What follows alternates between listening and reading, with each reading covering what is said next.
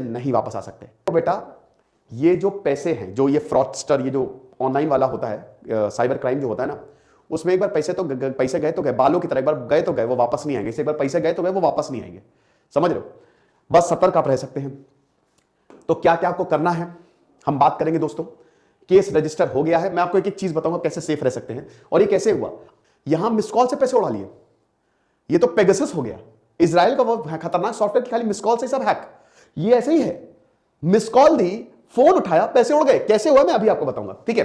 तो केस जो है वो Delhi police cyber crime unit ने रजिस्टर किया है और सीनियर पुलिस ऑफिसर ने बोला कि इंक्वायरी हम दे दी और ये सिम स्वैप टेक्निक से इसको जो है इसकी क्लोनिंग की गई है, ठीक है। तो जो गौरव रावल है साइबर एक्सपर्ट, उन्होंने बोला है कि सिम स्वैप का मतलब सिम कार्ड को बदल लेना या उसी नंबर से दूसरा सिम निकलवा लेना। मैंने कम से कम 4 से 5 लेक्चर्स किए और साइबर सिक्योरिटी पे तो बहुत सारे, ठीक है। स्वैप मतलब क्या, जैसे मेरा नाम सिद्धांत है, इनका नाम रवि है। स्वैप, इनका नाम सिद्धांत, मेरा नाम रवि। स्वैप अदला बदली, समझ रहे हो? तो सिम स्वैप का क्या मतलब, क्या सिम की अदला बदली। सब कुछ सेम रहेगा, बस बदल जाएगा। जैसे एक ये सिम है, ठीक है, और एक दूसरा सिम है, तो आपकी डिटेल इसमें, इसकी डिटेल इसमें, ठीक है। फिलहाल यहां पे जैसे अगर मान लीजिए मैं फ्रॉडस्टर हूं, ठीक है, और मैंने बोला कि मुझे पैसा चाहिए, आपके पैसे उड़ाऊंगा, तो आपकी पूरी की पूरी सिम की डिटेल मैं अपने सिम में ले लूंगा। अब ऑनलाइन का जमाना है, सब ऑनलाइन हो जाता है क्योंकि आजकल सारी ट्रांजैक्शन फोन से चलती हैं, ठीक है। तो ये चीज है, पहली बात आप सिम स्वैपिंग समझ गए, ठीक है। अब सिम स्वैपिंग में आपके मोबाइल नंबर से एक नए सिम का रजिस्ट्रेशन किया जाता है, ठीक है। इसके बाद आपका सिम कार्ड बंद हो जाता है और आपके मोबाइल से नेटवर्क गायब हो जाता है। सिंपल सी बात है, एक नया सिम मैंने लिया, आपके नंबर से ही मैंने रजिस्ट्रेशन कर दिया। मैंने मेल भेजा या कॉल से बात की, मैंने बोला हेलो, हाँ मैं ये बोल रहा हूं, ठीक है, मेरा नंबर खो गया है, कृपा करके मुझे सेम मतलब उसी नंबर वही, ठीक है। तो पूरी की पूरी इंफॉर्मेशन फ्रॉडस्टर के पास चली जाएगी। समझ गए आप? कहने का मतलब ये कि आपकी, अब इसके पास एक सिम है, पूरी इंफॉर्मेशन इनकी है, लेकिन इसको ओटीपी चाहिए। ऑन कॉल ओटीपी का ऑप्शन आता है। इस फ्रॉडस्टर ने क्या किया, ऑन कॉल ओटीपी ऑप्शन पे क्लिक किया, तो कॉल तो इन्हीं को ही जाएगा ना, कॉल इनको जाएगा। और जैसे ही कॉल इनको गया, ये ऑनलाइन कनेक्टेड था, ये था ना, तुरंत ओटीपी जो है इसके पास आ गया। ये इसने सुन लिया। आप समझे कि नहीं मैं क्या कहने की कोशिश कर रहा हूं? इस इंसान के पास सारी इंफॉर्मेशन, बट ओटीपी नहीं था। कॉल तो इन्हीं के पास जाएगी ना, तो जैसे ही कॉल इनके पास इन्होंने उठाया, उधर से आवाज इनको आई होगी, इसको ओटीपी आया और बस खेल खत्म। मिनटों में तुरंत नंबर को ब्लॉक करें, जितने नंबर आ रहे हैं तुरंत ब्लॉक करें।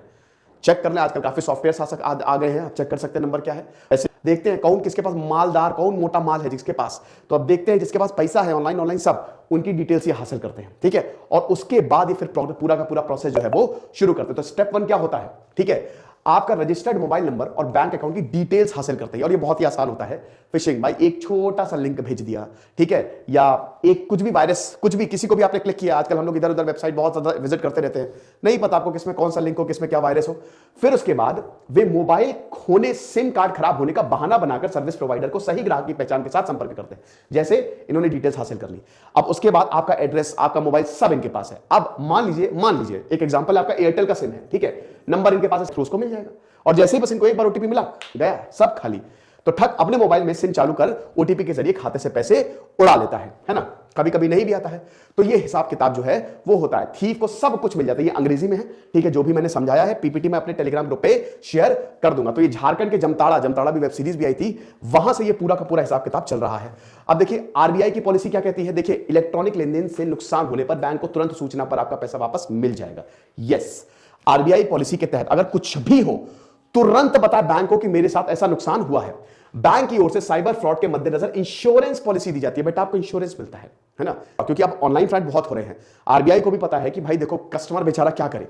अब इतनी ज्यादा जानकारी होती नहीं, यहां पे बड़े बड़े धुरंधर प्लेयर्स के पैसे उड़ जा रहे हैं, तो बेचारा कस्टमर क्या करे इसमें।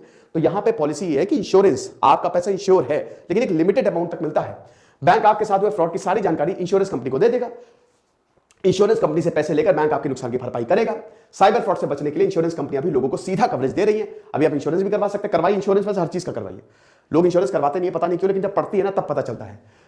तो ये चीज है। अच्छा, अब आप क्या कर सकते हैं, ऐसी नौबत आने मत दीजिए। आप क्या करिए, कुछ चीजें हैं।